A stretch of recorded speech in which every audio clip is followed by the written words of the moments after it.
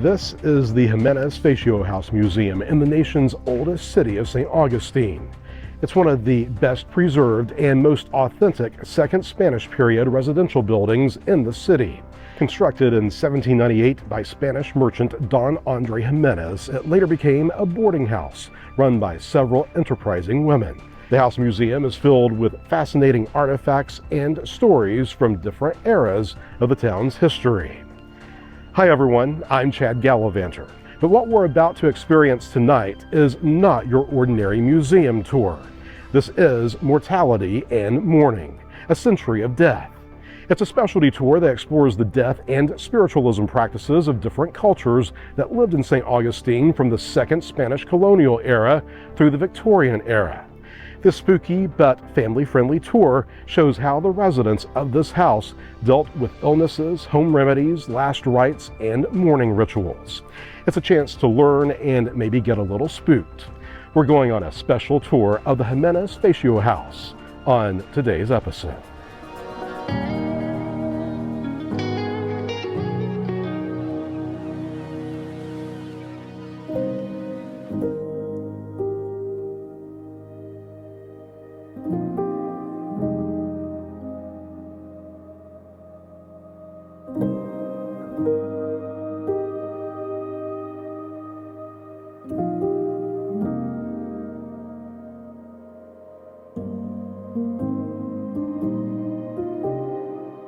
Welcome to the Ximenez-Fatio house. My name is Julia and we are getting ready for our Mortality and Mourning tour. This is our 4th year of doing Halloween-inspired tours, and this tour will walk you through 19th century life in Florida, talk a little bit about the ways that people would mourn and deal with death at the time. We touch on the Second Spanish period and all of the practices then go a little bit further into our history and start discussing Victorian spiritualism and really just a look at mourning back at that time.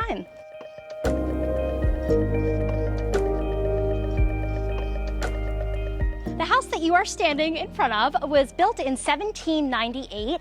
It was originally run as a series of stores, but was later converted into a boarding house. I want to make sure you know that although this is kind of a spooky tour, there's nothing that is going to jump out at you, nothing too crazy, so just know you're in good hands. Now, if you're all ready, you can follow me in. We'll start in our entry hall.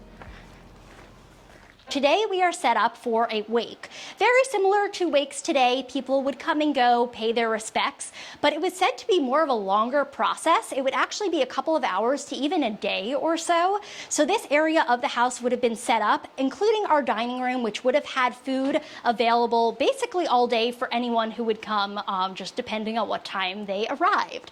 So this is very similar to the way it actually would have been set up for Andre Ximenez's wake, and we know that because he had documented in his will prior to his death that he wanted the affair to really be based on religion, keeping the religion aspect part of it. He actually requested that he would be fully dressed in Franciscan robes in honor of St. Francis. They would have actually had an open casket, and again, family members, anyone that loved him would be able to come and go and pay their respects. We actually served 9-course meals every single day with your price of staying here, which was $20 per week per person.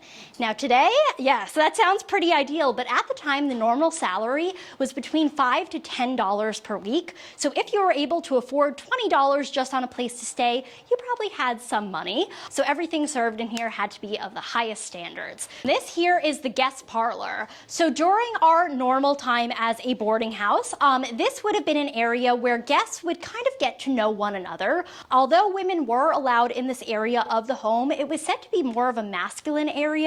We did have a lot of gambling, a lot of different games in this room. This was an area at one point that they would gather all of the people that were sick with yellow fever.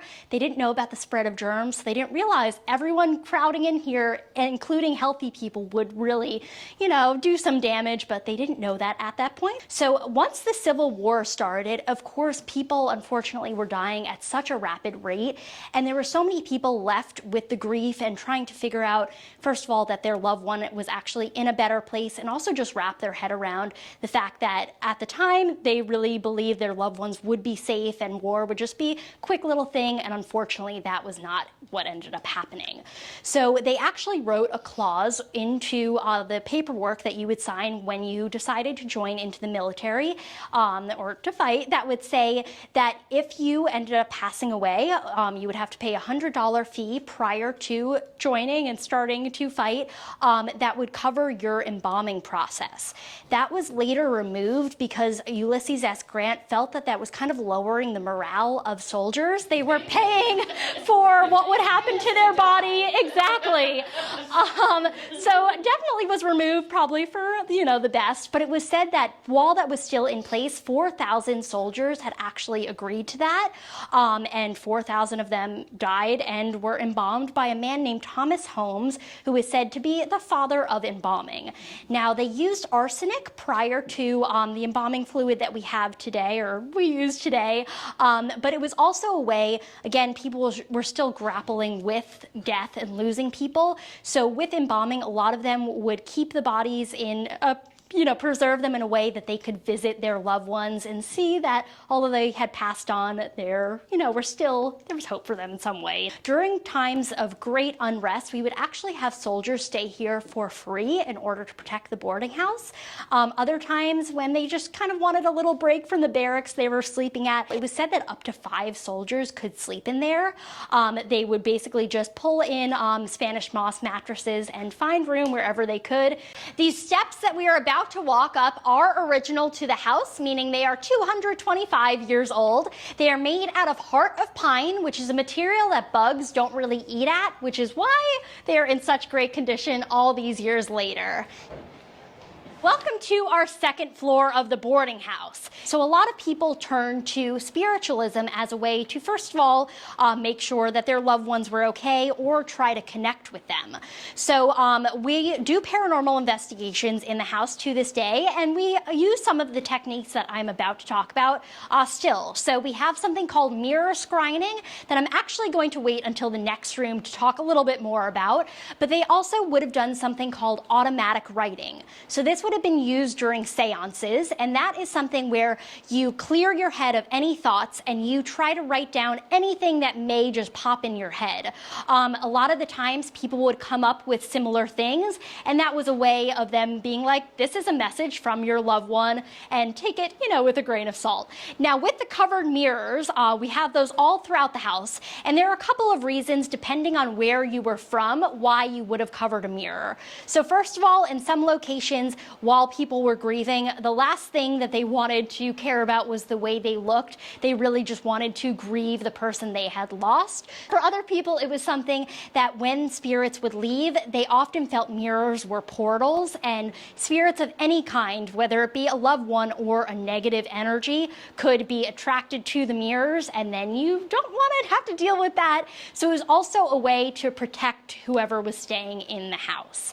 You would stand in front of the mirror for about 3 to 5 minutes, absolutely alone, and it was said that a figure would often appear. Now, I have worked here for about 3 years, and I have tried this on my own, just out of curiosity. I'm not too scared. I'll give it a shot. I haven't had anything happen, but we have had many people call back saying they saw the same figure. They said that the room would smell of smoke, and it would just come out of nowhere. So depending on what you feel, maybe there is some presence lingering. And we did have a couple of people pass away in this room, including Miss Ximenez-Fatio, who is pictured right here. She was our final boarding house owner, and her 2 sisters on either side of her also passed away in this area of the home, as did our property manager, Miss Eliza Whitehurst. So again, depending on what you feel, what you believe, this is an area that we have had some stories about some paranormal events happening. Yellow fever had multiple resurgences during our history. The worst were said to be in 1857 and in 1888, with 1888 being by far the worst. It was never classified as an epidemic here in St. Augustine.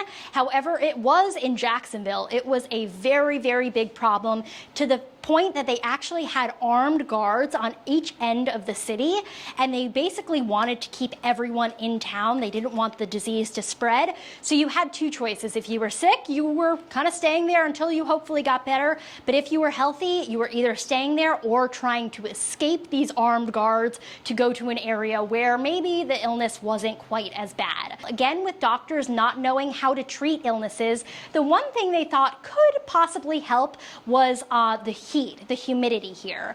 What we later learned is that heat can help, but it has to be a dry humidity. Here we are definitely not a dry humidity, but of course they didn't know that at the time. So on doctor's orders, people from all over the country were being sent to Florida, and of course being sent to our boarding house to convalesce and hopefully get better. Through documents, we actually have records saying that it felt more like a hospital. There were coughs throughout every room in the house. You will see mosquito nets on every room, on every bed, and of course that's to keep you nice and comfortable, but it's also because yellow fever was spread through mosquitoes, so it was a way to keep you nice and safe during your stay here. Again, the mosquitoes would die off during the cold months, but as soon as it was warm, the disease would really pick up here.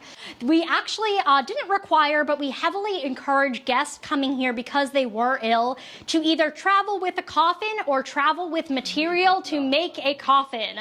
So a lot of the times they would just either have a coffin right under the bed that you go to sleep on top of every night, hoping it wasn't time to use it anytime soon, or they would just have the wood that someone working at the boarding house would be able to craft a coffin for you if you ended up passing away.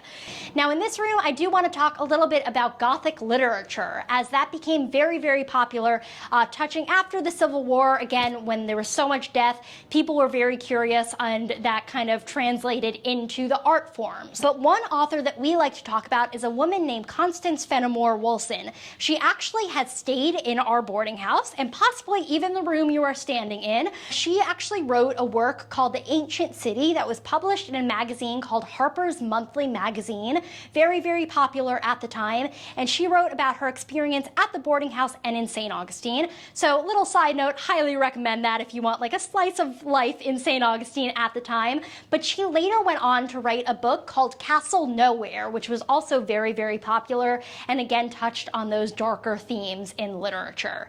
Given our records and what we have to work with, we know that we had some enslaved people living here from, all the time, but on top of that, we had many wealthy clientele that were coming with their own enslaved people, meaning at any point we could have up to 20, 25 people that we needed to find space, and typically it was right upstairs. This was the main area where enslaved people living on the property would have slept. And I'm sure as soon as you got up here, we do have fans on, but you probably notice it is a lot hotter. So because of that, we won't spend too much time, but just think about the conditions they would have lived in. The room is set up very similar to how it actually would have been set up at the time. Extra furniture just for storage up here, but on top of it, all of our guest luggage, as most guests would stay for a couple of months to a couple of years. So we would need a place to keep that so it wasn't occupying too much of their space. At the time, many enslaved people were coming from all different locations, and they had their own religious beliefs, things that they really held true to themselves, and they were suddenly stripped of all their rights, and that included their religion. So a lot of enslaved people would continue celebrating their religion quietly. They would sometimes pray to the God that they were told they could, pray to here. It was all Catholic, but they would keep all of their beliefs close to them, and we will touch on that a little bit more in the kitchen. They had a Black Madonna here. That is who they would pray to. They would also have red beads, which are seen at the bottom, and they would often wear red. It was said to protect them from any evil spirits, anything like that. But with this section of the house being the kitchen, they would also have different herbs and different things from the garden right behind here to kind of connect back to their religion. Things like garlic was used to keep spirits away, and then different herbs were used to bring in the light, if you will. If you are interested in joining us for the Mortality and Mourning tour, you could either head to our website or go to any of our social media links. On our social medias, you will see an Eventbrite link, which links to all of our different tours, from the nighttime tours like tonight to just our regular general everyday tour. So all of that information will be, again, on our website or various social medias.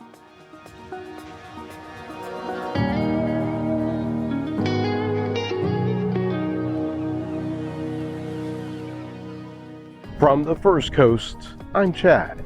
Hope to see you out there gallivanting soon.